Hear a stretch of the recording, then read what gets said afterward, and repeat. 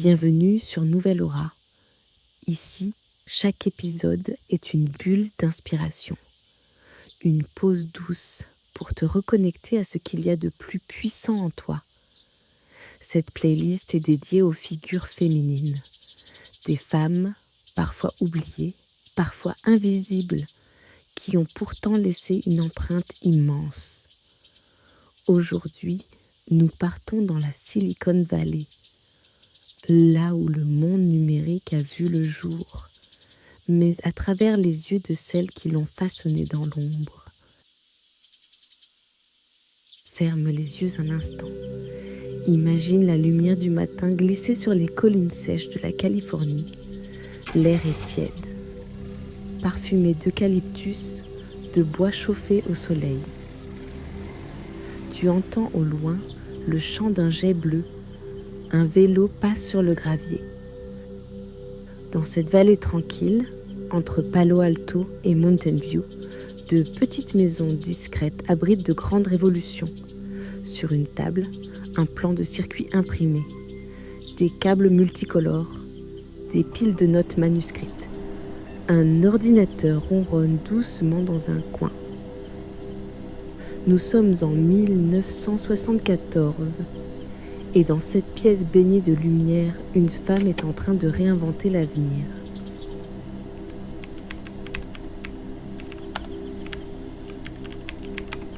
Lynn est née en 1938. Très jeune, elle est fascinée par les mystères de la logique et des machines. Elle démonte des radios, reconstruit des circuits, rêve de comprendre comment les choses fonctionnent. Elle est brillante, si brillante qu'elle entre chez IBM au début des années 60.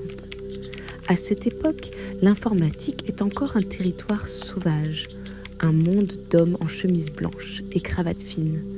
Lynn y travaille sur un projet secret. Concevoir des ordinateurs capables d'anticiper, des machines visionnaires. Mais en 1968, elle révèle à ses supérieurs qu'elle est en transition, qu'elle est une femme. Elle est immédiatement licenciée, sans explication, sans recours. Son travail est effacé, son nom rayé. Elle doit tout recommencer. Et c'est là que commence la vraie histoire de Lynn Conway. Elle change d'identité, déménage, se reconstruit, en silence, mais sans jamais renoncer à son génie. En 1973, elle entre chez Xerox PARC, un laboratoire d'innovation mythique où elle va cette fois marquer l'histoire. Elle y rencontre Carver Mead, un autre visionnaire. Ensemble, ils vont bouleverser la manière de concevoir les puces électroniques. Avant, les circuits étaient dessinés à la main, pièce par pièce. Lynn, elle, propose une méthode radicalement nouvelle, modulaire, standardisée, accessible. Grâce à ce modèle, des milliers d'ingénieurs vont pouvoir concevoir des circuits puissants, à moindre coût. C'est ce qu'on appellera la Mead-Conway Revolution. En 1980, elle coécrit un manuel devenu culte, Introduction to VLSI Systems. Ce livre va former toute une génération. Il ouvre la voie aux ordinateurs personnels, aux smartphones, à l'ère numérique telle qu'on la connaît aujourd'hui. Ce que peu de gens savent, c'est que derrière cette avancée technologique, il y avait une femme qui, pendant des années, n'avait même pas le droit d'être elle-même. Lynn vivra dans la discrétion pendant longtemps. Elle ne révélera son passé qu'au début des années 2000 pour aider d'autres personnes trans à trouver leur voie. En 2020, IBM, l'entreprise qui l'avait renvoyée, lui présente finalement des excuses publiques. Elle est honorée, célébrée, reconnue comme l'une des pionnières de la Silicon Valley. Lynn Conway s'éteint en juin 2024, à l'âge de 86 ans. Son nom est désormais gravé dans l'histoire de la technologie, mais aussi dans celle du courage, de la résilience et de l'authenticité. Lynn n'a pas seulement changé la manière de construire des machines, elle a prouvé qu'on pouvait reconstruire une vie, même quand tout semble perdu. Et ça, c'est peut-être l'innovation la plus puissante de toutes. Le soleil californien s'efface doucement derrière les vitres. Tu refermes les pages d'un carnet jauni, le cœur encore habité par le génie discret de Lynn. Puis, un léger clignotement, un changement de décor. L'air est plus frais, plus dense. On entend au loin le brouhaha d'un campus, des pas pressés dans les couloirs, des voix qui discutent en anglais, en russe, en hindi, des tableaux couverts d'équations. Tu es à Boston, années 80, le MIT.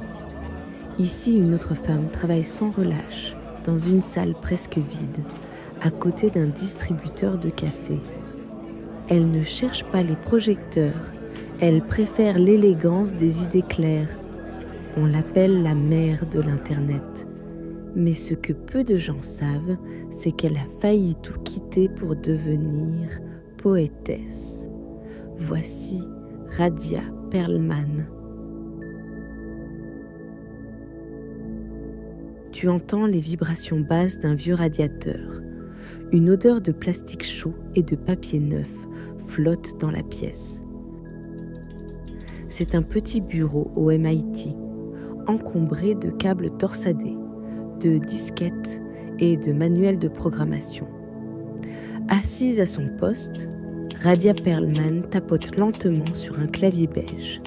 Rien d'extravagant, pas d'éclat de voix, juste une concentration totale, presque méditative. Enfant, Radia n'était pas la surdouée bruyante qu'on remarque immédiatement. Elle était discrète, presque effacée, préférant les puzzles au bavardage. Elle adorait la musique, les mots. Elle écrivait des poèmes, des chansons. Et un temps, elle s'est vraiment demandé si elle n'allait pas tout laisser tomber. Les maths, les algorithmes. Pour écrire, mais quelque chose l'a retenu, un besoin d'ordre, de logique, de comprendre les systèmes invisibles qui régissent notre monde. Dans les années 80, l'informatique est encore un club fermé, très masculin, très hiérarchisé. Radia, elle, n'aime ni les jeux de pouvoir, ni les titres. Elle veut juste que ça fonctionne. Alors elle conçoit ce que personne ne voit, mais que tout le monde utilise aujourd'hui, le Spanning Tree Protocol. C'est un système fondamental qui permet aux réseaux de communiquer entre eux sans s'effondrer. Sans ce protocole, Internet serait un labyrinthe sans issue. Elle l'a littéralement dessiné comme une arborescence vivante, avec des racines, des branches, des chemins intelligents. Elle invente même une chanson pour expliquer son algorithme aux enfants. Et pourtant, on l'oublie. Encore aujourd'hui, peu savent qu'une femme a conçu l'un des cœurs battants de l'Internet, mais elle ne court pas après la reconnaissance. Elle continue à enseigner, à coder, à écrire aussi. Radia Perlman, c'est l'intelligence douce, celle qui construit sans faire de bruit et dont les fondations tiennent encore debout des décennies plus tard. Le soleil décline lentement sur la baie de San Francisco. La lumière devient plus dorée, presque cuivrée, caressant les vitres des buildings. On entend le lointain murmure d'une radio dans un garage, un ventilateur qui tourne et les cliquetis d'un clavier mécanique. Tu es encore là, dans cette Californie d'un autre temps, mais cette fois, tu n'es plus dans un laboratoire, ni dans un bureau. Tu es dans un garage de Palo Alto. Des posters de science-fiction sur les murs, des fils qui pendent du plafond et sur la table, une plaque de circuit imprimée en cours d'assemblage. Ces lieux ont vu passer bien plus de femmes qu'on ne le croit. Des femmes brillantes, inventives et courageuses, même si leurs noms ne sont pas toujours restés dans les livres d'histoire. Evelyn Bérésy. Bien avant que les ordinateurs n'envahissent nos vies, Evelyn conçoit le tout premier traitement de texte électronique. Dans les années 60, alors qu'aucune femme n'était attendue dans les labos d'ingénierie, elle fonde sa propre entreprise. Elle voulait que les femmes puissent écrire, éditer et créer plus librement, sans le poids des machines à écrire, ni celui des regards condescendants. Karen Speke-Jones, linguiste britannique et pionnière de l'intelligence artificielle, Karen invente l'idée même d'un moteur de recherche basé sur les mots-clés. Son concept de fréquence inverse de documents est aujourd'hui à la base de Google et de nombreux systèmes de recherche textuelle. Elle disait « Les ordinateurs sont trop importants pour être laissés aux hommes ». Frances Allen. Dans les bureaux glacés d'IBM, Frances devient la première femme à recevoir le prix Turing. Son travail sur les compilateurs a permis au langage informatique d'évoluer, rendant le code plus rapide, plus intelligent. C'est grâce à ces découvertes que les programmes modernes fonctionnent aussi efficacement.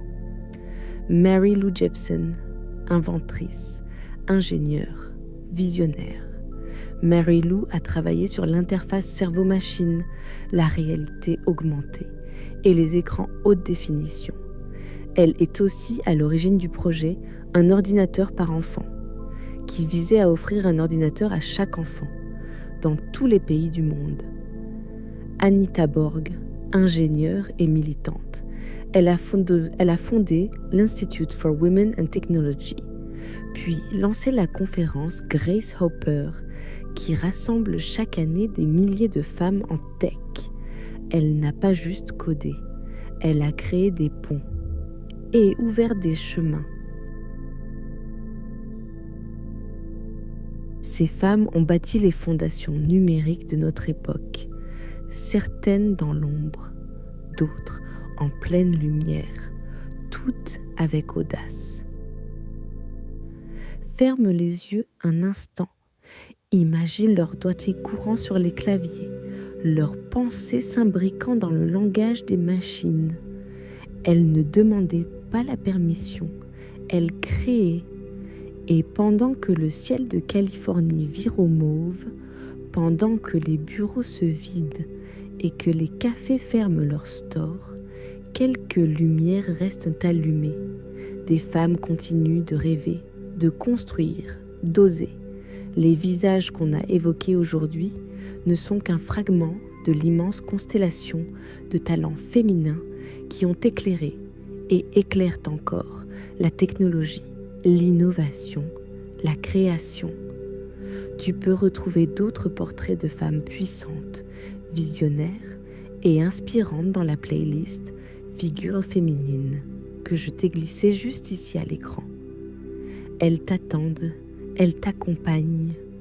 Toi aussi, tu portes quelque chose de grand. Respire une dernière fois et emporte avec toi un peu de leur courage.